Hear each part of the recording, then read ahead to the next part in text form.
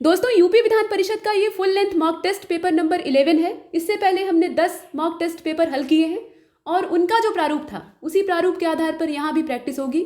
देखिए, इसका मूल उद्देश्य है आपको अभ्यास करवाना। यहाँ से कितने प्रश्न फंसेंगे या नहीं फंसेंगे उसको जाने दीजिए। वैसे यहाँ मोस्ट इंपॉर्टेंट जो क्वेश्चन हैं उन्हीं को डाला गया है, लेकिन फिर भी अभ्यास एक बहुत बड़ी चीज़ होती है और परीक्षा से पहले वही काम देता है। लोग कहते हैं कि प्रैक्टिस में क्या रखा है, अभ्यास करेंगे तो बहुत होगा, तो उस प्रश्न पे हमें अपना कमांड स्थापित हो जाएगा। लेकिन जो परीक्षा हाल में प्रश्न आएंगे उनका क्या? ऐसा नहीं है। आपके हाथ और आपका दिमाग जब एक साथ प्रैक्टिस करते हैं, किसी चीज़ को बार बार करते हैं, तो वो चीज़ आपके लिए एकदम सामान्य हो जाती है। फिर आपको घबराहट नहीं होती है, आपका दिमाग वहाँ नियंत्रित रहेगा और जो 4 विकल्प आपको दिखाई देंगे उसमें से आप सही उत्तर की तलाश कर पाएंगे। तो चलिए बिना देर किए शुरू करते हैं। इस समय लगातार दोहराते रहिए, अभ्यास करते रहिए, क्योंकि समय बहुत कम बचा है। देखिए, ये सीरीज बाइलिंगुअल है, दोनों भाषाओं में यहाँ प्रश्न आपको दिखेंगे और ये पोस्टर आप रोज देखते हैं, इसमें बताने की आवश्यकता नहीं है। देखिए, क्वेश्चन नंबर 1 हमारे सामने है और इसमें कहा जा रहा है कि अनाज का उत्पादन सबसे पहले नवपाषाण काल में शुरू हुआ था, ऐसे दिया है। इसके बाद जो सेकेंड स्टेटमेंट है उसमें कहा जा रहा है कि भारतीय उपमहाद्वीप में नवपाषाण कालीन बस्ती थी कोल्डेहवा, वहां से चावल का पता चला है। मतलब चावल की खेती या धान के जो प्रमाण है वो प्राप्त हुए हैं। तो बताइए इसमें से कौन सा सही है? देख लीजिए। देखिए, दोनों सही है। यहाँ पर दोनों जो चीज़ें हैं वो सही हैं। अनाज पहले भी उगता था, ऐसा नहीं है, लेकिन जो विधिवत खेती की बात है, मनुष्य एक कृषक के तौर पे सामने आता है, रुक कर कहीं बीज डालकर और फिर खेती करके अनाज को काटने वाला काम करता है, तो वो सब यहाँ नवपाषाण काल में ही दिखाई देता है। उससे पहले वो घुमक्कड़ी वाला जीवन बिता रहा था।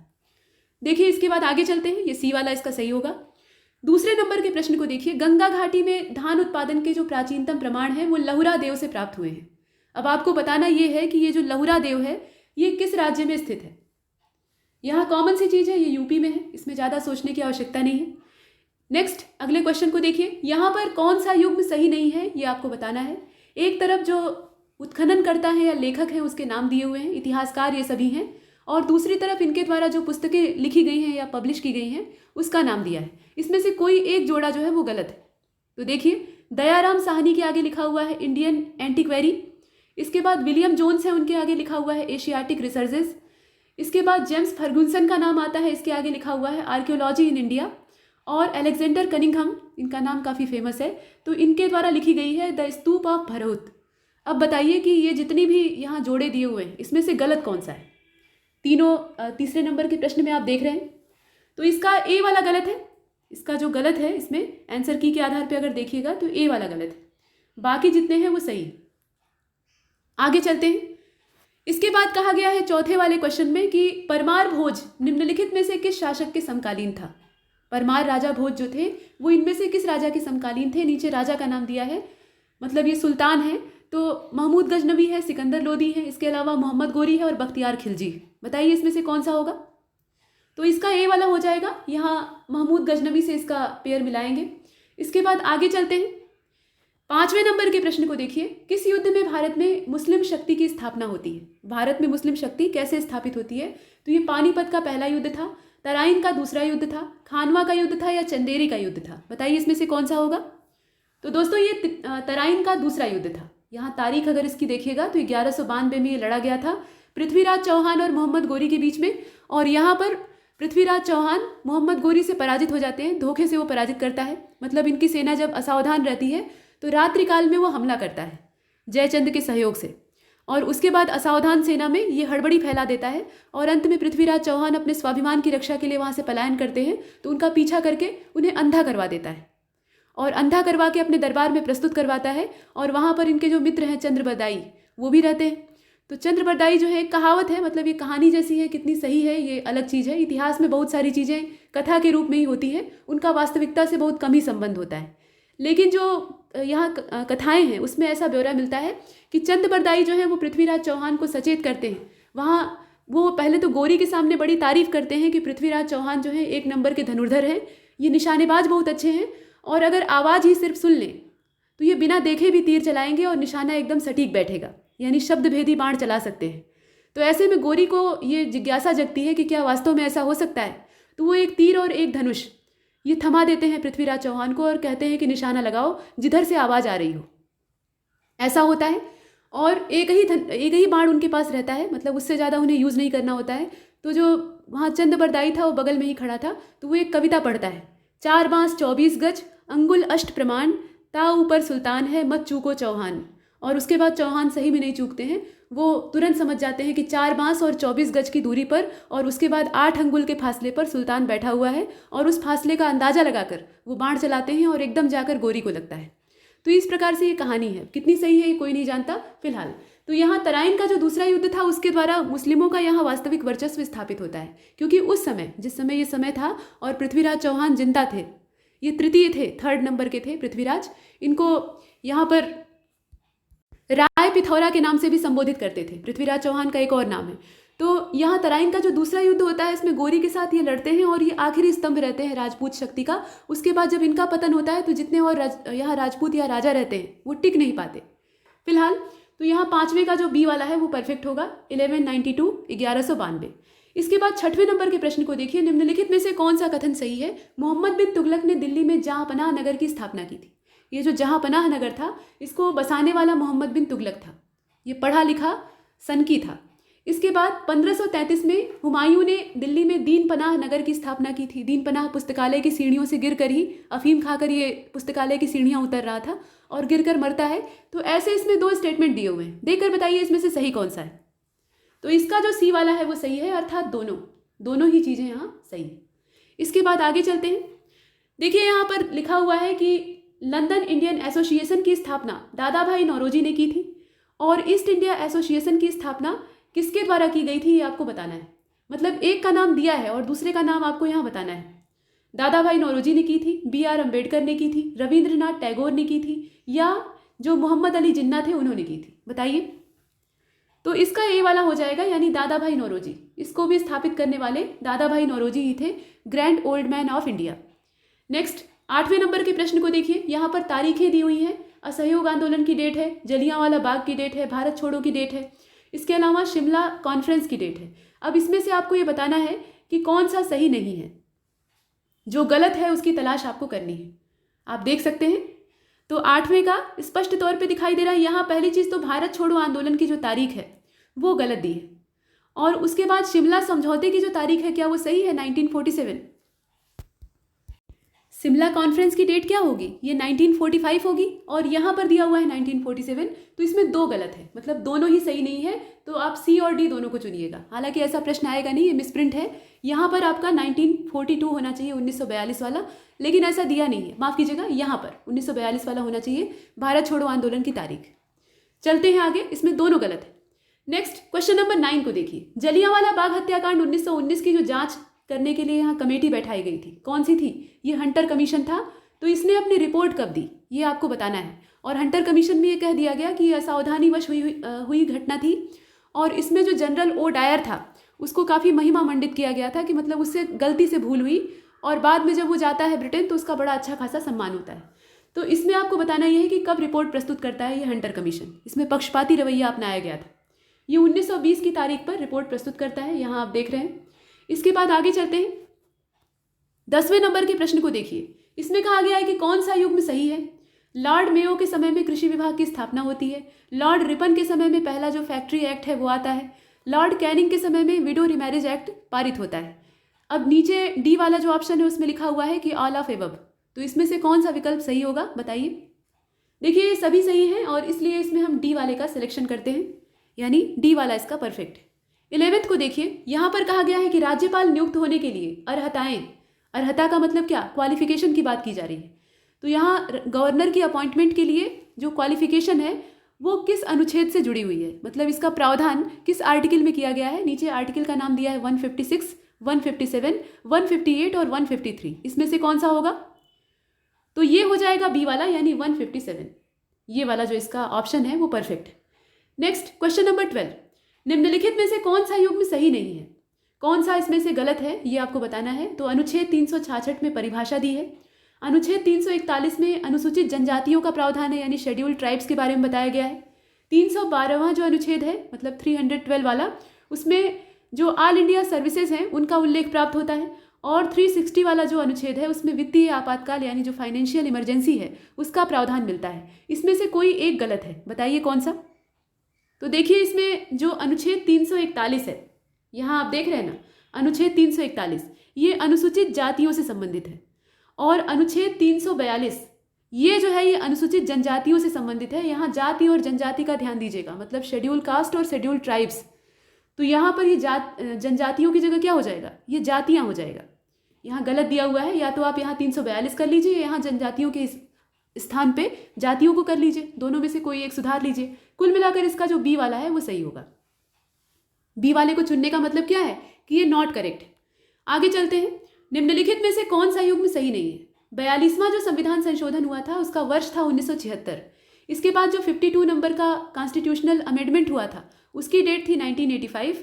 61 जो था कॉन्स्टिट्यूशनल अमेंडमेंट ये 1979 में हुआ था, और 69वें नंबर का जो कॉन्स्टिट्यूशन अमेंडमेंट हुआ था यानी संशोधन हुआ था वो 1991 में हुआ था। ये आपको बताया गया है। इसमें से कौन सा पेयर जो है वो सही नहीं है, देख लीजिए। ये पॉलिटी के क्वेश्चंस हैं, यहाँ पर आपको जो अमेंडमेंट की डेट है वो पता होनी चाहिए। तो इसका जो करेक्ट आंसर होगा वो सी वाला होगा। देखिए सी वाले में कहा गया है कि 61वां संविधान संशोधन होता है 1979 में यानी 1979 में, जबकि ये होता है 1989 में। यहाँ 79 की जगह पे 89 होगा। इसके बाद आगे चलते हैं। 14वें नंबर के प्रश्न को देखिए, इसमें स्टेटमेंट दिए हुए हैं, इनमें से कौन सा सही नहीं है वो आपको बताना है। तो जो सेंसस 2011 था, जनगणना 2011, उसके हिसाब से इसमें से कौन सा गलत है?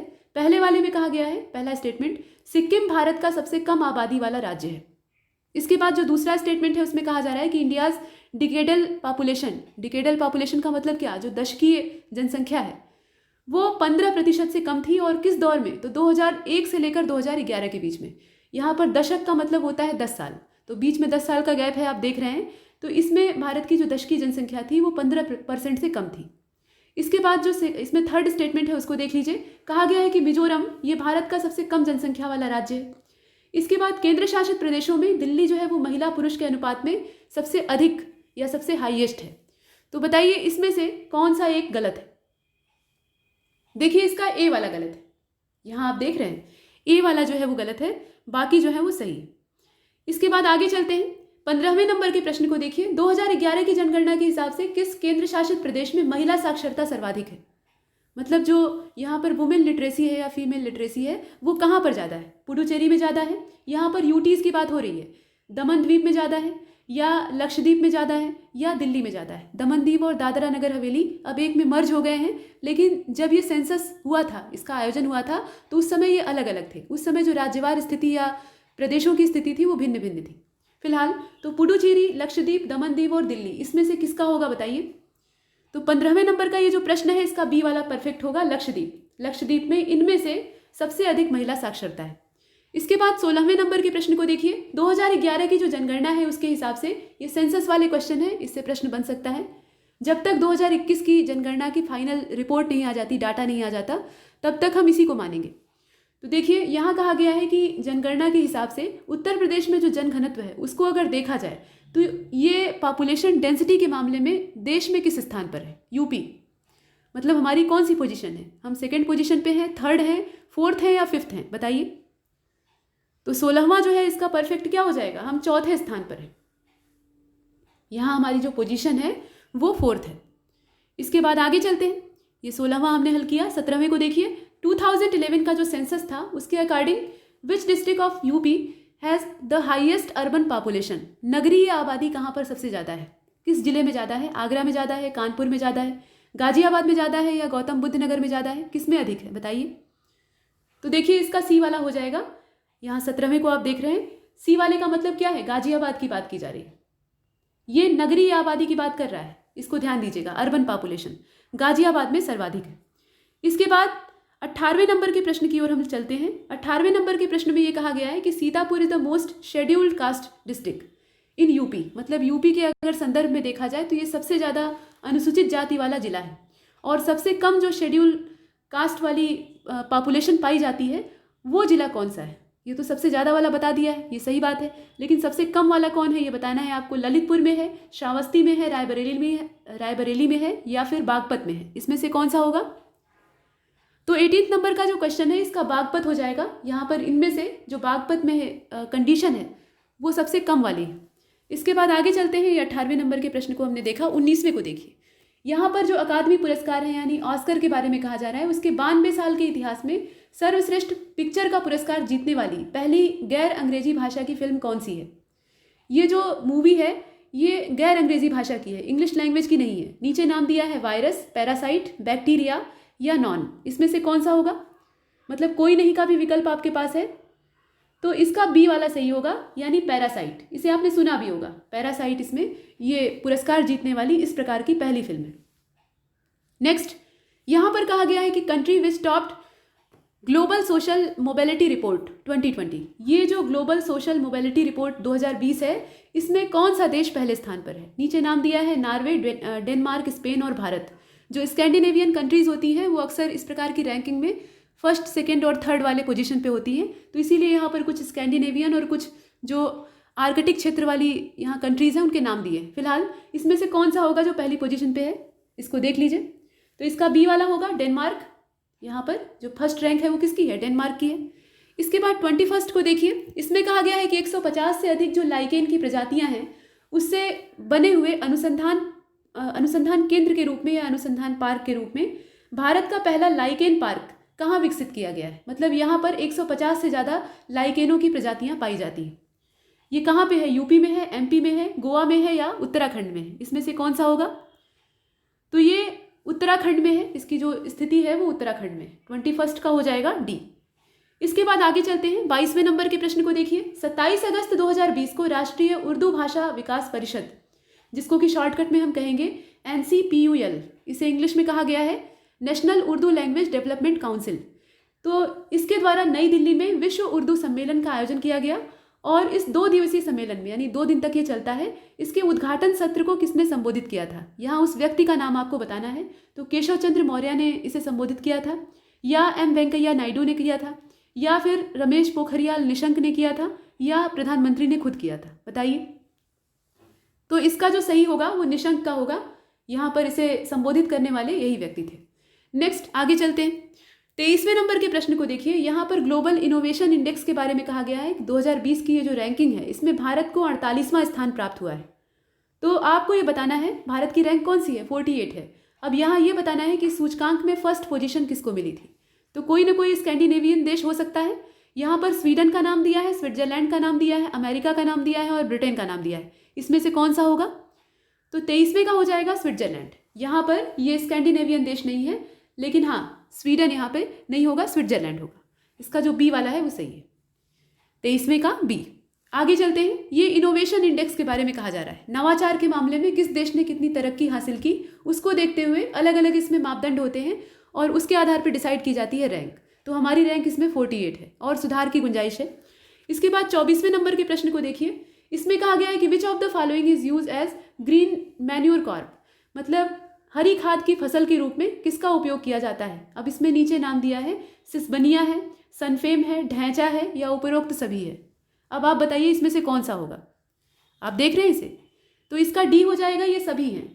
ये हरी खाद होती है, मतलब इसे खेत में उगाते हैं और वहाँ पर जब इसके तने या अवशेष नीचे गिरकर सड़ते हैं तो वो खाद का रूप धारण कर लेते हैं। जैसे ढैंचा होता है उसी प्रकार से ये दोनों भी हैं। तो इससे जो जैविक खाद है, एक तरह से बायो फर्टिलाइज़र है, वो तैयार हो जाता है और उसका उपयोग फिर खेतों में किया जाता है फसलों को पैदा करने के लिए और अच्छा बनाने के लिए। आगे चलते हैं, 25वें नंबर के प्रश्न को देखिए। Which one of the following pairs of pass and state is not matched, मतलब यहाँ पर दर्रा और संबंधित राज्य जो है उसका जोड़ा बनाया है, उसमें से कोई एक जोड़ा गलत है, उस गलत जोड़े की आपको तलाश करनी है। तुजू दर्रा मणिपुर में है, नाथुला दर्रा हिमाचल में है, बोमडिला जो पास है वो अरुणाचल में है और माना दर्रा जो है वो नीति दर्रा, माना दर्रा ये उत्तराखंड में है, तो जानते ही हैं आप। इसमें से कौन सा आपका गलत है ये बताना है। तो बी वाला गलत है, नाथुला। नाथुला कहाँ पे है बताइए, जरा कमेंट बॉक्स में बताइएगा कि नाथुला दर्रा असल में किस राज्य में है। ये जग जाहिर बात है, बहुत फेमस भी है। इसके बाद आगे चलते हैं, यहाँ पर 26 को देखिए। फेनिल और फिनॉल, माफ़ कीजिएगा, फेनिल एक फिनॉल व्युत्पन्न रसायन है। यहाँ पर कहा जा रहा है कि ये फिनॉल से व्युत्पन्न, या इसको आप डेराइव कह सकते हैं इंग्लिश में। व्युत्पन्न शब्द ना समझ में आ रहा हो तो इसे डेरिवेटिव से जोड़ लीजिएगा। तो इस प्रकार का ये केमिकल है। अब इसका यूज़ कहाँ किया जाता है, ये जो फेनिल होता है ये किस काम में इस्तेमाल होता है, घरों दफ्तरों में रोगाणुनाशी के रूप में, या भोजन को सुरक्षित रखने के लिए, कपड़े साफ करने के लिए, फर्श साफ करने के लिए, किस में इसका इस्तेमाल होता है। तो इसमें रोगाणुनाशक के तौर पे इसका यूज़ किया जाता है, मतलब डिसइंफेक्टिंग जो चीज़ें होती हैं उसके तौर पे इस्तेमाल होता है। पहला वाला इसमें सही है। इसके बाद आगे चलते हैं। क्वेश्चन नंबर 27 को देखिए। इसमें कहा जा रहा है कि which of the following type of soil erosion is known as death of farmer. मतलब इसमें से किस प्रकार के मिट्टी के कटाव को किसान की मौत के रूप में जाना जाता है, मतलब बहुत भीषण कटाव होता है। तो पेडेस्ट्रल कटाव होता है, शीट कटाव होता है, या गली का कटाव होता है, या स्पेशलिस्ट कटाव होता है। इसमें से कौन सा होगा 27? तो इसका हो जाएगा बी, शीट कटाव। इसमें मिट्टी की परत जो है वो बहुत तेजी से उजड़ती है और मिट्टी की उर्वरता नष्ट होती जाती है, यानी किसान के लिए ये मृत्यु के समान ही होता है। इसके बाद रेगुड़ मिट्टी जो है, इसका दूसरा नाम आपको बताना है। तो रेगुड़ सॉइल को ही कहते हैं ब्लैक सॉइल। ये स्वतः कृषि मृदा होती है, इसमें पोर्स नहीं पाए जाते और इसके चलते जो इवेपराइजेशन है वो यहाँ से नहीं होता है, मतलब वाष्पन की क्रिया नहीं होती है, तो नमी इसके अंदर सुरक्षित रहती है। एक बार अगर आपने सिंचाई कर दी तो फिर फसल कटने तक आपको बार बार उसमें पानी डालने की आवश्यकता नहीं होती है, और ये कपास के लिए काफ़ी आदर्श मानी जाती है। इसके बाद आगे चलते हैं। 29 नंबर के क्वेश्चन को देखिए। इसमें कहा गया है कि which of the following pair is not correctly matched. एक तरफ जीवधारी दिया हुआ है और दूसरी तरफ उसका जो जंतु वैज्ञानिक नाम है वो दिया हुआ है। तो मेढक के आगे लिखा हुआ है राना टिग्रीना, मक्खी के आगे लिखा हुआ है मस्का डोमेस्टिका, गेहूं के आगे लिखा हुआ है वीट एस्टिवम, और सरसों के आगे लिखा हुआ है ब्रेसिका कंपेस्ट्रिस। इसमें से कोई एक जो है वो गलत है, बताइए कौन सा। 29 को आप देख रहे हैं, आपने जो छोटी कक्षाएं हैं, कक्षा 10 तक, या अगर आपने 12th लेवल तक साइंस पढ़ा है तो वहाँ तक देखा होगा। देखिए इसका सी वाला परफेक्ट है, गेहूं वाला। गेहूं का यहाँ लिखा हुआ है वीट एस्टिवम, जबकि इसका क्या होता है, ट्रिटिकम एस्टिवम होता है, और यहाँ पर नाम गलत दिया है। आगे चलते हैं, 30वें नंबर के प्रश्न को देखते हैं। बाकी सब सही है, मेढक का भी सही है। अच्छा बताइए, आम का वैज्ञानिक नाम क्या होता है? मैजीफेरा इंडिका होता है। इसी प्रकार से अलग अलग जंतुओं का होता है। पेरीप्लेनेटा अमेरिकाना, ये कॉकरोच का होता है। हेमिडेक्टाइलस, ये छिपकली का होता है। इसके अलावा नाजा नाजा, ये जो करैत सांप होता है उसका होता है। इस प्रकार से बहुत सारे वैज्ञानिक नाम हैं, कम पड़ जाएगा रटने के लिए, और बहुत सारे हैं। मतलब जीवों की प्रजातियां जितनी ढेर सारी होती हैं उस हिसाब से वैज्ञानिक नाम होते हैं। जो प्रमुख है वो पता होने चाहिए। चलिए 30वें नंबर के प्रश्न को देखिए। इसमें कहा जा रहा है कि निम्नलिखित में से किस समूह के जो जंतु होते हैं वो प्रायः निशाचर होते हैं। निशाचर का मतलब राक्षस नहीं, रात्रि में विचरण करने वाले, मतलब दिन भर सोए रहते हैं और रात में सक्रिय हो जाते हैं। आप में से भी बहुत सारे लोग रात के उल्लू यानी निशाचर होते हैं, जो कि रात में उठकर पढ़ते हैं और दिन भर सोते हैं। तो इसका मतलब ये नहीं कि हम उल्लू बन गए हैं, लेकिन हमारी आदतें वैसी ही हैं। फिलहाल अगर मनुष्य की प्रकृति को देखा जाए तो वो निशाचर जीव नहीं है। अगर घुप अंधेरा हो जाए तो हम देख नहीं सकते, ये इस बात का सबसे बड़ा सबूत है। ये जो जीव होते हैं जिन्हें निशाचर असल में कहा जाता है, ये रात में देख सकते हैं। फिलहाल तो यहाँ पे उल्लू मच्छर और चमगादड़ वाला पेयर सही होगा, खरगोश हाथी और चमगादड़ वाला सही होगा, उल्लू जिराफ और मच्छर वाला सही होगा, ऊंट बंदर और उल्लू वाला सही होगा। इसमें से कौन सा सही होगा बताइए। तो देखिए उल्लू तो होगा ही, इसमें कोई संदेह नहीं है। अब बाकी जो है उसमें आपको ढूंढना है। तो बी वाला बेकार हो गया, बी वाले में खरगोश हाथी और चमगादड़ वाला जोड़ा दिया है तो ये गलत हो जाएगा। बचता है ए, सी और डी, उसमें से चुनिए। तो 30वें नंबर के प्रश्न का जो परफेक्ट होगा वो पहला होगा। उल्लू मच्छर और चमगादड़, जब अंधेरा होता है तो मच्छर भी आ जाते हैं, हालांकि दिन में भी काटते हैं, लेकिन जहाँ अंधेरा होता है वहाँ इनकी सक्रियता ज़्यादा होती है। उसके साथ साथ उल्लू तो है ही है और चमगादड़ है ही है, उसमें कोई संदेह नहीं है।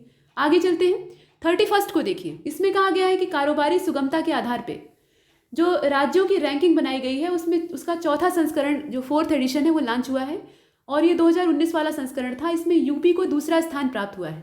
अब आपको बताना यह है कि जब हम 2nd पोजीशन पे हैं तो 1st पोजीशन पे कौन है। मध्य प्रदेश है, गुजरात है, आंध्र है या राजस्थान है, इसमें से कौन सा होगा। तो देखिए इसमें आंध्र प्रदेश जो है वो पहले स्थान पर है, यहाँ पर एपी जो है वो पहली पोजीशन पे है। आगे चलते हैं, 32 को देखिए। 15 सितंबर 2020 को देश भर में 53वां इंजीनियर्स डे मनाया गया, और यह दिवस जो है ये किसकी स्मृति में मनाया जाता है। तो किसी न किसी इंजीनियर की ही स्मृति में मनाया जाता होगा। यहाँ पर नाम दिया है एपीजे अब्दुल कलाम, सत्येंद्रनाथ बोस, एएस किरण कुमार या एम विश्वेश्वरैया। इसमें से कौन से व्यक्ति हैं बताइए। तो 32 का डी हो जाएगा। ऊपर जितने आपको दिखाई दे रहे हैं ये इंजीनियर नहीं है, ये वैज्ञानिक हैं, ये प्रोफेसर हैं, वैज्ञानिक हैं। इंजीनियर कौन था, जो नीचे वाले। आगे चलते हैं, 33वें नंबर के प्रश्न को देखिए। यहाँ पर नदी दिया हुआ है और उसके आसपास जो स्थित शहर हैं उनके नाम दिए हैं। तो इन्हें आपको देखना है, इसमें से जोड़ा कौन सा गलत है ये बताना है। चंबल, इसका संबंध कोटा से है, ताप्ती का संबंध सूरत से है, महानदी का संबंध कटक से है, और पटना का संबंध शारदा से है। तो बताइए इसमें से कौन सा सुमेलित नहीं है। इसका डी वाला हो जाएगा। पटना का संबंध जो है वो शारदा से नहीं है, बल्कि ये तो गंगा के किनारे है। आगे चलते हैं। 34वें नंबर के प्रश्न को देखिए। निम्नलिखित महासागरों में दूसरा सबसे गहरा महासागर कौन सा है? दूसरा आर्कटिक है, हिंद है, प्रशांत है या अटलांटिक है? इसमें से कौन सा होगा? तो 34 का जो परफेक्ट होगा वो डी वाला होगा, अटलांटिक, बरमूडा ट्रायंगल। तो यहाँ पे अटलांटिक जो है ये सबसे गहरा है, मतलब दूसरे नंबर पर है, सेकेंड डीपेस्ट। इसके बाद आगे चलते हैं। यहाँ 35वें नंबर के प्रश्न को देखिए। इसमें कहा जा रहा है कि recently which state has launch the I Rakhwali. ये जो आई रखवाली नाम का एप्लीकेशन है, इसको किस राज्य ने हरियाली बनाए रखने के लिए और राज्य में इन्वायरमेंटल प्रोटेक्शन के पर्पज से लॉन्च किया है? राज्य का नाम देखिए, गुजरात है, यूपी है, पंजाब है और बिहार है। इसमें से कौन सा होगा? तो 35 का जो करेक्ट आंसर है वो सी वाला हो जाएगा, यानी पंजाब। इसमें से जो परफेक्ट है वो कौन सा होगा? पंजाब होगा। 36 को देखिए। यहाँ पर कहा जा रहा है कि एयर शो एरो इंडिया 21, इसका जो 13वां संस्करण था, ये बेंगलुरु कर्नाटक के येहंगा एयरफोर्स बेस में कब आयोजित किया गया था, ये आपको बताना है। यहाँ पर स्थान का नाम दिया है, तो ये सब चीज़ें भी ध्यान से देख लीजिएगा। हो सकता है कि ये विकल्प ना हो, बल्कि इन्हीं में से कुछ पूछा जाए, तो इसको ध्यान दीजिएगा। ये जो एरो इंडिया 21 है, इसका ये 13वां संस्करण था, इसको याद रखिएगा। और ये कहाँ पर आयोजित हुआ था? तो ये बेंगलुरु में जो येलहंगा एयरबेस है वहाँ से लॉन्च होता है। अब इसमें जो तारीख है वो आपको बतानी है, मतलब इसका आयोजन कब से कब तक होता है। 3 से 7 फरवरी 2021 या 3 से 7 अक्टूबर 2020, 15 से 25 दिसंबर 2020 और 10 से 20 फरवरी 2021। ये आगामी प्रस्तावित है, तो इसीलिए यहाँ पर होगा शब्द दिया हुआ है। आप देख लीजिए, तारीखें भी आगे वाली ही हैं। इसमें से कौन सा होगा? तो 36 का जो ए वाला है वो सही होगा, यानी ये अगले साल होगा। 3 से 7 फरवरी 2021 के बीच में इसका आयोजन होगा। इसके बाद 37वें नंबर के प्रश्न को देखिए। इसमें कहा जा रहा है कि हाल ही में ब्रिटेन में रहने वाली भारतीय मूल की पहली महिला, जिन्हें कि लंदन में उनके घर में स्मारक ब्लू प्लॉग से सम्मानित किया जाएगा। ये जो ब्लू प्लॉग है, इससे इन्हें यहाँ पर इस मेमोरियल से अवार्डेड किया जाएगा। तो ये कौन है? यह नाम दिया है नूर इनायत खान है, शलमा खान है या फिर फरजाना खातून है या उपर्युक्त में से कोई नहीं है। ये कौन सी महिला है बताइए? तो ये ए वाला होगा, नूर इनायत खान इनका जो नाम है। इसके बाद 38वें नंबर के प्रश्न को देख लीजिए। विच of the following pair is not correctly matched. यहाँ नीचे दिया है दुग्ध शर्करा और उसके आगे लिखा हुआ है लैक्टोज। फल शर्करा फ्रक्टोज, चीनी वाली जो शर्करा होती है यानी जो गन्ने से प्राप्त चीनी होती है उसको सुक्रोज कहा जाता है, या उपर्युक्त सभी। इसमें से कौन सा आपका सही सुमेलित है, ये आपको बताना है, बताइए। तो 38 का डी हो जाएगा। इसमें सभी जो है वो सुमेलित ही हैं। दुग्ध शर्करा जो होती है उसको लैक्टोज कहा जाता है, जो फल की शर्करा होती है उसको फ्रक्टोज कहा जाता है, और जो चीनी से प्राप्त शर्करा होती है उसको स्यूक्रोज कहते हैं। आमतौर पर हम इसी का इस्तेमाल करते हैं। तो कुल मिलाकर इसका डी वाला जो है वो सही होगा, ऑल ऑफ एबव। नेक्स्ट 39 को देखिए। विच of the following rivers does not originated from the Himalayas. मतलब आपको बताना यह है कि इसमें से कौन सी नदी जो है वो हिमालय से नहीं निकलती है। कृष्णा, ब्रह्मपुत्र, गंगा और सिंधु। बहुत ज़्यादा सरल प्रश्न है, इसमें आपको जवाब अपने से पता चल गया होगा। इसमें से कौन सा होगा? कृष्णा होगा, आप जानते हैं। बाकी तीनों जो है ये हिमालय से ही निकलती हैं। आगे चलते हैं। 40वें नंबर के प्रश्न को देखिए। 40वें नंबर के प्रश्न में ये कहा गया है कि निम्नलिखित में से कौन सा एक जिंक का अयस्क नहीं है, मतलब जिंक और नहीं है। तो नीचे दिया है जिंकाइट, इसके अलावा ग्रीनोकाइट, जिंक ब्लैंड और कैलामाइन। इसमें से कौन सा होगा बताइए? कौन सा नहीं होगा वो आपको चुनना है। मतलब 3 जो है वो जिंक के अयस्क हैं, लेकिन एक जो है वो जिंक का और नहीं है, उसी को आपको देखना है। ये होगा बी वाला, जो ग्रीनोकाइट है वो जिंक का अयस्क नहीं है, यहाँ हमने देखा। इसके बाद 41 नंबर के क्वेश्चन को देखिए। इसमें कहा गया है कि which among the following Portuguese governor capture Goa from Bijapur in 1510।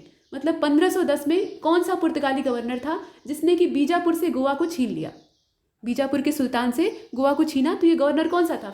Francisco de Almeida था, या अल्बुकर्क था, या नीनो डी कुन्हा था, या इसमें से कोई नहीं था। तो डी वाला तो सरासर गलत है। अब 3 जो है उसमें से चुनिए, बताइए कौन सा होगा। तो इसका बी वाला हो जाएगा अल्फांसो अल्बुकर्क, जिसे कि पुर्तगाली शक्ति का वास्तविक संस्थापक कहा जाता है। इसके बाद आगे चलते हैं। 42वें नंबर के प्रश्न को देखिए। इसमें ज्योग्राफी का क्वेश्चन है। कहा जा रहा है कि किस पठार को मलनाड और मैदान में विभाजित किया गया है, यहाँ नाम दिया है। तो इसे देख लीजिए, महाराष्ट्र का पठार है, मतलब महाराष्ट्र प्लेटू है, कर्नाटका प्लेटू है, तेलंगाना प्लेटू है, या छत्तीसगढ़ का प्लेटू है। इसमें से कौन सा प्लेटू होगा जरा बताइए। तो 42वें नंबर के प्रश्न का जो करेक्ट आंसर है वो बी वाला होगा, यानी कर्नाटक का पठार। इसका जो आंसर होगा वो कर्नाटक का पठार होगा। इसके बाद 43वें नंबर के प्रश्न को देखिए। इसमें कहा गया है कि which economist is credited with formulating the notice of mixed economy. यहाँ पर जो मिश्रित अर्थव्यवस्था है उसकी धारणा का प्रतिपादन करने वाले कौन से अर्थशास्त्री हैं, मतलब किसको ये क्रेडिट दिया जाता है। नाम दिया है John Maynard Keynes, Adam Smith, या फिर कार्ल मार्क्स, या अमर्त्य सेन। अमर्त्य सेन जो है ये भारतीय अर्थशास्त्री हैं और इनको इस अर्थशास्त्र के क्षेत्र में नोबेल पुरस्कार से सम्मानित किया गया था। ये सब चीज़ें हैं, तो नाम बताइए इसमें से कौन सा होगा। 43 का जो करेक्ट होगा वो डी इसमें ए वाला होगा। ए का मतलब ये है कि जो जॉन मेनार्ड कीन्स थे उनके द्वारा इसका प्रतिपादन किया गया था। इसके बाद 44 की ओर चलते हैं। तो 44 में पूछा गया है कि दक्षिण पूर्व एशिया जो है वहाँ पर स्वर्णिम त्रिभुज, इसको विश्व में किस नाम से जाना जाता है, मतलब ये किस लिए प्रसिद्ध है। पेट्रोलियम उत्पादन के लिए, सोने के उत्पादन के लिए, अफीम के प्रोडक्शन के लिए, या ड्रग्स के प्रोडक्शन के लिए, इसमें से कौन सा होगा। तो ये सी वाला हो जाएगा। ये अफीम के उत्पादन के लिए फेमस है। जो स्वर्णिम त्रिभुज है ये अफीम के प्रोडक्शन के लिए काफ़ी ज़्यादा कुख्यात है। इसके बाद आगे चलते हैं। कुख्यात इसलिए है क्योंकि इसका गलत इस्तेमाल भी होता है। 45 नंबर के क्वेश्चन से रीजनिंग स्टार्ट होती है और इसमें कहा जा रहा है कि if the time in the clock is 9:20, मतलब अगर घड़ी में 9:20 हो रहा हो तो घंटे वाली सुई पश्चिम दिशा की ओर इंगित कर रही है। मतलब जब 9:20 हो रहा था तो उस समय जो घंटे वाली सुई होती है वो वेस्ट की तरफ थी, ऐसे। और जो मिनट वाली सुई है वो किस दिशा में रहेगी आपको ये बताना है। यानी घड़ी को कुछ ऐसे टांगा गया है कि जो घंटे वाली सुई की डायरेक्शन है वो किधर है, वो वेस्ट की तरफ है।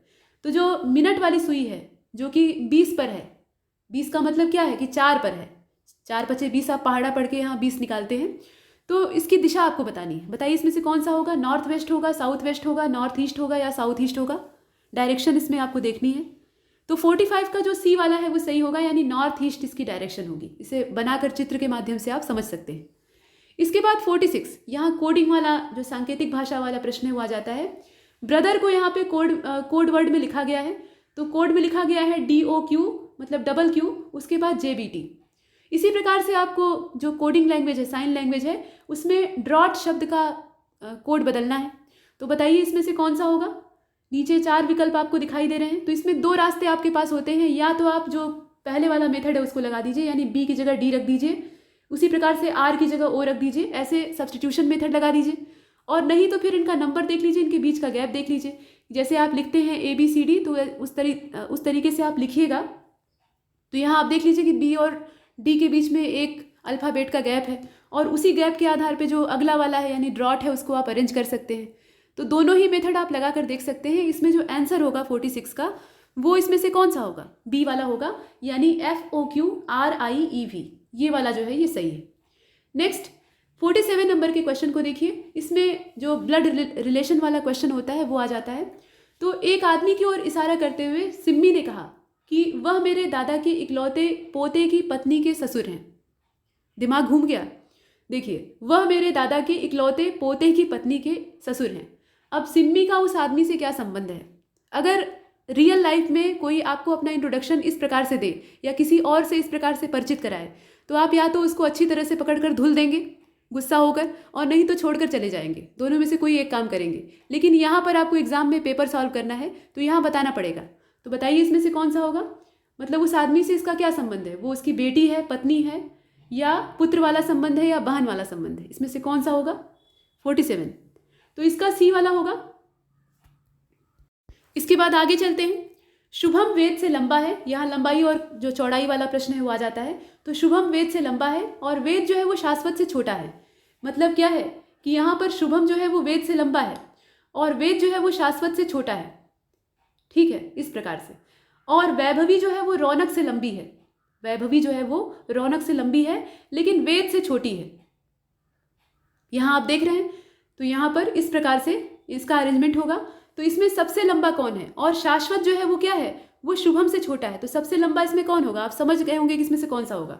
शुभम वाला होगा। शुभम इसमें सबसे ऊपर है। इनकी लिस्ट आप देख रहे हैं। ये शुभम है, ये शाश्वत है, ये आपका वेद है, और ये वैभवी है, और लास्ट में आपका कौन है, रौनक है। तो इस प्रकार से। और सबसे छोटा पूछेगा तो इसमें रौनक सबसे छोटे आकार का है, मतलब छोटे साइज का है।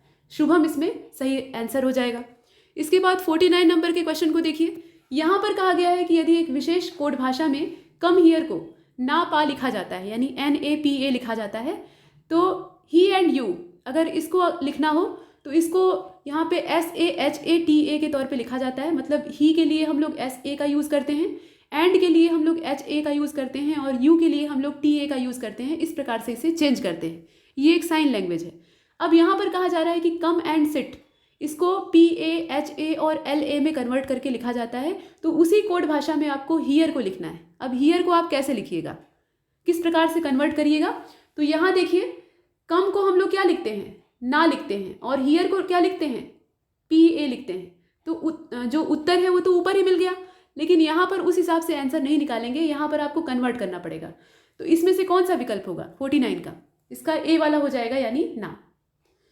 यहाँ देखिए, जो कम है उसको ना नहीं लिखेंगे, क्योंकि देखिए कम के लिए जो अगले वाले इसमें लाइन में यूज़ किया गया वर्ड है वो PA है, यानी पा।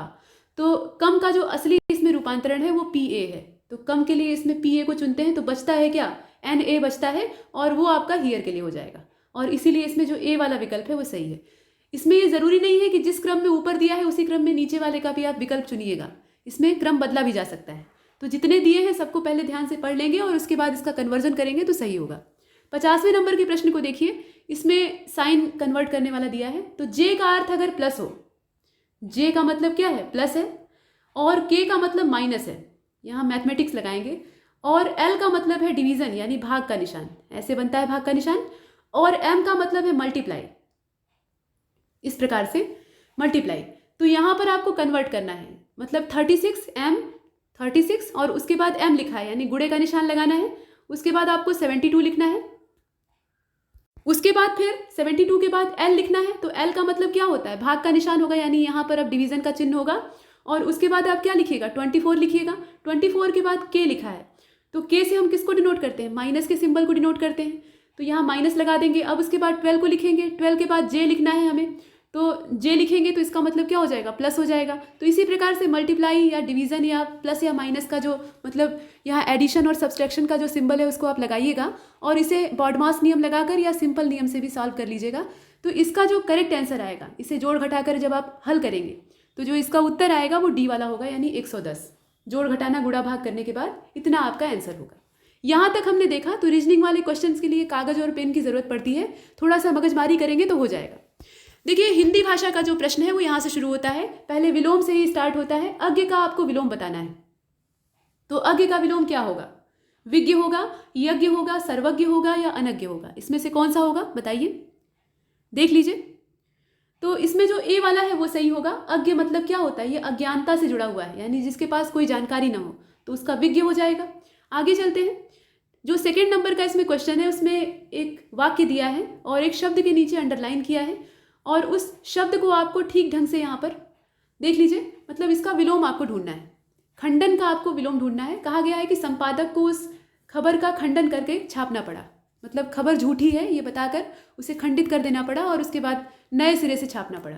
फिलहाल शेष भाग, पूरा भाग, मंडन या खंड, इसमें से कौन सा होगा, ये विलोम आपको बताना है। तो इसका मंडन हो जाएगा। इसके बाद थर्ड नंबर का जो क्वेश्चन है उसको देखिए, पाश्चात्य शब्द का विलोम इसमें से कौन सा हो जाएगा, नवीन होगा, नव्य होगा, पौरस्त्य होगा या पुलस्त्य होगा, इसमें से कौन सा होगा। तो सी वाला होगा, पौरस्त्य। पाश्चात्य मतलब क्या होता है, पश्चिमी, और पौरस्त्य मतलब क्या हो जाएगा, पूर्वी हो जाएगा।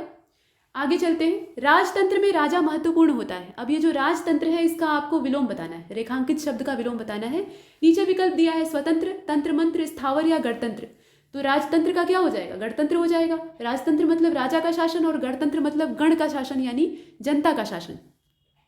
इसके बाद अवर का विलोम क्या हो जाएगा बताइए, लघु होगा, प्रवर होगा, ऊंचा होगा या कनिष्ठ होगा, इसमें से कौन सा होगा।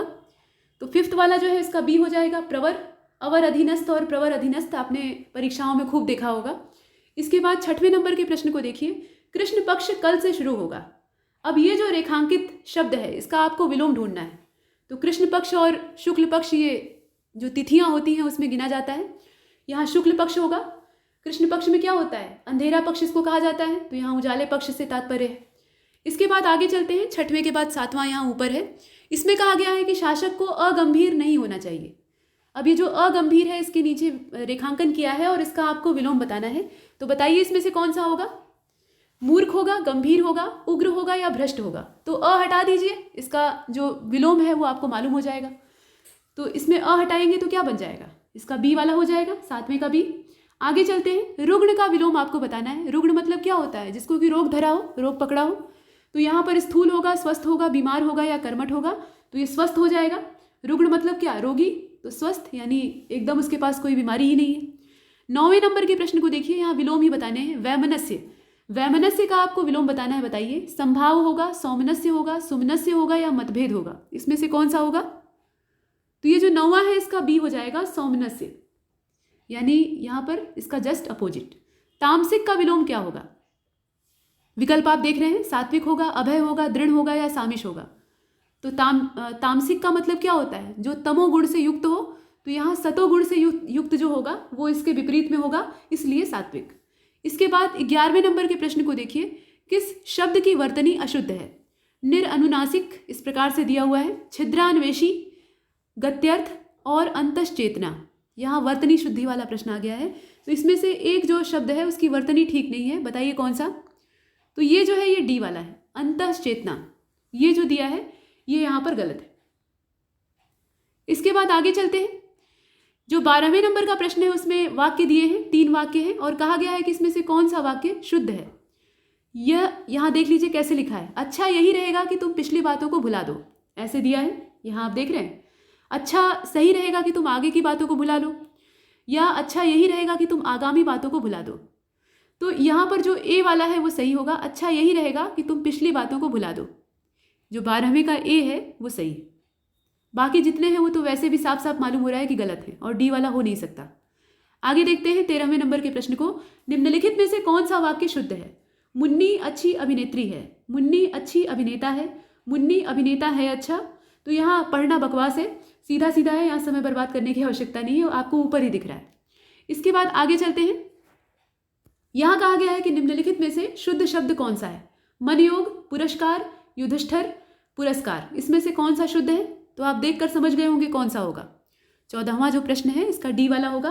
पुरस्कार जो नीचे वाला लिखा है उसके अलावा जितना लिखा है सब के सब गलत है। आगे चलते हैं, 15वें नंबर के प्रश्न को देखिए, शुद्ध वर्तनी का आपको चयन करना है। दृष्टा लिखा है, मृत्यजन्य लिखा है, मृत्युंजय लिखा है, मतलब ये मृत्युंजय लिखना चाहिए था लेकिन ऐसे लिखा है, और नीचे भी मृत्युंजय को अलग अलग प्रकार से लिखा है, जैसे मृत्युंजय लिखा है और मृत्युन्य लिखा है। बताइए इसमें से कौन सा शुद्ध होगा, देख लीजिए। तो 15वें का ए के अलावा बाकी जितने हैं सब के सब खराब हैं। दृष्टा जो है ये सही है। मृत्युंजय कैसे लिखा जाता है, आप जानते हैं कैसे लिखा जाता है, इस प्रकार से लिखा जाता है। मृत्युंजय का मतलब क्या होता है, जिसने मृत्यु पर विजय प्राप्त कर ली हो। इसके बाद आगे चलते हैं, 16वें नंबर के प्रश्न को देखिए, इनमें से एक शब्द की वर्तनी अशुद्ध है और वो शब्द आपको खोजना है। अधीन, भागीरथी, जागृत और अनुगृहीत, इसमें से कौन सा होगा। 16वां, तो इसका सी हो जाएगा। यहाँ पर जो जागृत लिखा है ये गलत लिखा हुआ है। इसके बाद आगे चलते हैं, 17वें नंबर के प्रश्न को देखिए, सही वर्तनी वाला आपको शब्द ढूंढना है। शारीरिक, शारीरिक, मतलब शारीरिक शब्द जो है उसको 4 प्रकार से लिखा गया है, इसमें से जो शुद्ध वर्तनी है वो आपको तलाश करनी है। बताइए कौन सा होगा। तो 17वें का सी होगा। यहाँ जो सही वर्तनी वाला शब्द है वो आपको ढूंढना था। इसके बाद आगे चलते हैं, 18वें नंबर के प्रश्न को देखिए, निम्नलिखित में से कौन सा वाक्य शुद्ध है। कई हाथियां जा रही हैं, उसकी दही खट्टी है, उसका मकान बहुत अच्छा है और यह रुमाल अच्छी है। इसमें से एक शुद्ध है आपका, बाकी जितने हैं वो सब गलत है। कौन सा आपका शुद्ध है बताइए। तो 18वें नंबर के प्रश्न का जो करेक्ट आंसर होगा वो सी होगा, उसका मकान बहुत अच्छा है। बाकी जितने इसमें दिए हुए हैं उसमें पहली समस्या तो जेंडर की है, यानी लिंग जो है वो सही नहीं दिया है। कई हाथी जा रहे हैं, इस प्रकार से आप लिखेंगे, कई हाथियां जा रही हैं, या तो हाथी जा रहे हैं ऐसे भी लिख सकते हैं। और उसका यहाँ पे उसकी दही खट्टी है, तो दही जो है वो खट्टी नहीं होती है बल्कि दही खट्टा होता है। दही ये स्त्रीलिंग नहीं है, पुल्लिंग है। तो इस प्रकार से इसमें परिवर्तन हो सकता है। रुमाल अच्छा है और यहाँ सी वाला इसका सही होगा, क्योंकि हमें शुद्ध वाक्य की तलाश करनी थी। उसका मकान बहुत अच्छा है, ये सही दिया है। 19वें नंबर के प्रश्न को देखिए, इसमें कहा जा रहा है कि दिए गए शब्दों में शुद्ध वर्तनी वाला शब्द कौन सा है। सर्वोत्तम है, संसरिक है, तदुपरांत है और कीर्ति है, इसमें से कौन सा होगा बताइए। 19वां, सी के अलावा जितने हैं सबके सब गलत बोल रहे हैं। तदुपरांत जो है वो सही है, बाकी जितने हैं सब गलत है। आगे चलते हैं, क्वेश्चन नंबर 20 को देखिए। इसमें कहा जा रहा है कि निम्नलिखित में से शुद्ध वर्तनी वाला शब्द कौन सा है। कन्हैया, करे, ईश्वर, कियारी। तो कन्हैया के अलावा इसमें और जो है वो सही दिखाई दे रहे हैं आपको, बताइए। तो वही एकमात्र सही भी है। बाकी जितने हैं सब में कुछ ना कुछ त्रुटियां हैं और साफ साफ दिख भी रही हैं। इसके बाद 21वें नंबर के प्रश्न को देखिए। इसमें कहा जा रहा है, अब यहाँ से वाक्यांश के लिए एक शब्द वाला जो प्रश्न है वो शुरू होता है। बिना पलक झपकाए, ये जो चीज़ है इसको हम लोग एक शब्द में अगर कहना चाहें तो क्या कहेंगे?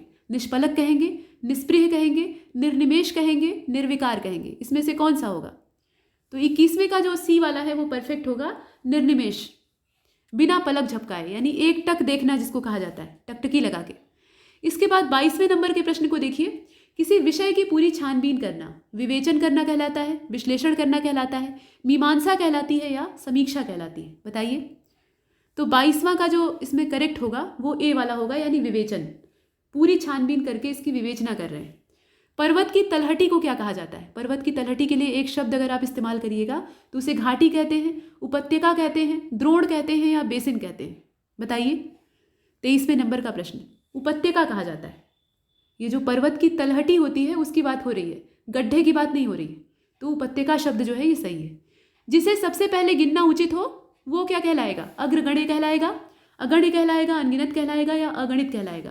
तो ये तो साफ साफ इसमें सरल विकल्प भी दिए हैं, अग्रगण्य होगा, यानी जिसको सबसे आगे गिना जाए। इसके बाद जो क्षमा करने योग्य ना हो, इसके लिए आपको ये वाक्यांश जो है इसके लिए आपको एक शब्द ढूंढना है। अक्षुण कहलाएगा, अक्षम्य कहलाएगा, निर्गुण कहलाएगा या सक्षम कहलाएगा?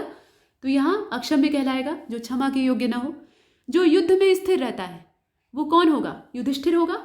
युधिष्ठिर जो पांडवों में सबसे ज्येष्ठ थे, हालांकि पांडवों में सबसे ज्येष्ठ थे, कुंती के पुत्रों में सबसे बड़े कौन थे? कर्ण थे। तो यहाँ युधिष्ठिर, ये जो है इनके नाम का मतलब यही होता है कि युद्ध में स्थिर रहने वाले। तो ये लड़ते ही नहीं थे तो स्थिर तो रहेंगे ही।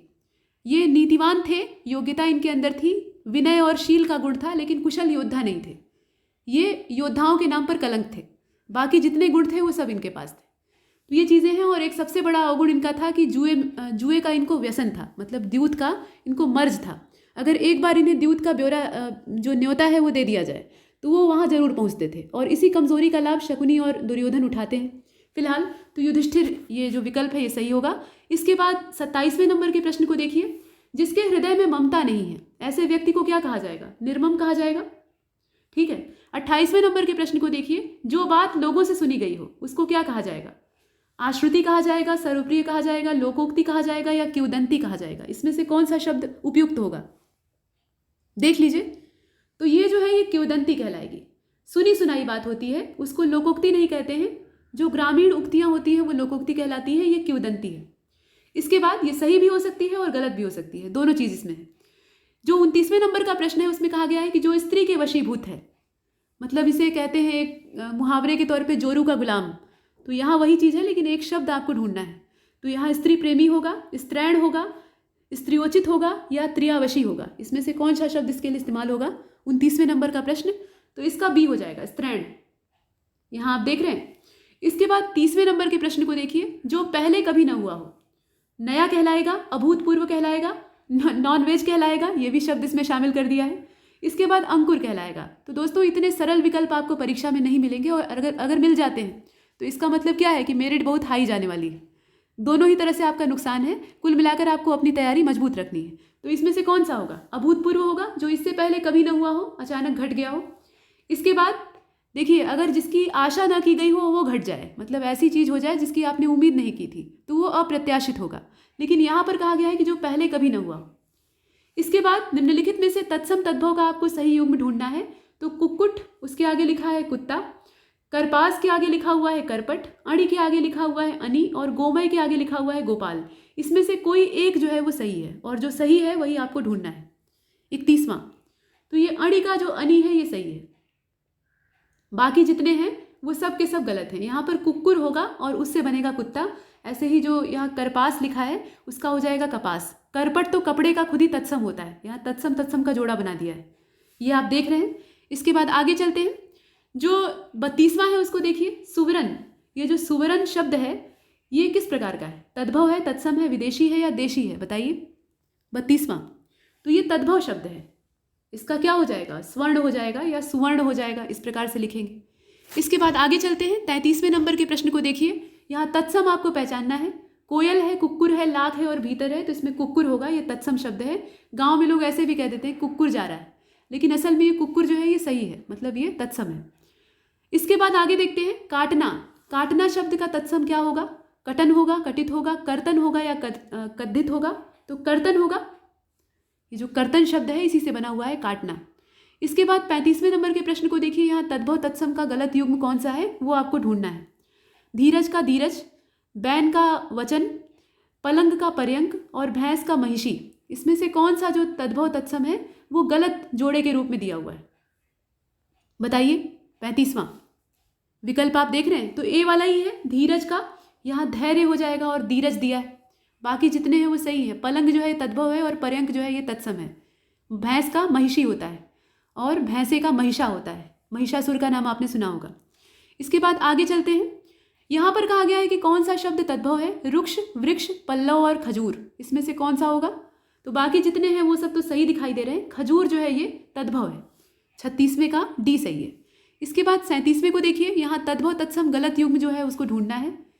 सूरज का सूर्य, मौत का मैत्य, नीम का निम्ब और कड़वा का कटु। तो मौत का मैत्य नहीं होगा बल्कि मृत्यु होगा। इसके बाद आगे चलते हैं। 38वें को देखिए। खाट का तत्सम रूप आपको बताना है। खटवा होता है, खाटवा होता है, खाटव होता है या खटिया होता है? तो खटवा होता है। जो खाट का तत्सम होता है वो क्या होता है? खटवा होता है।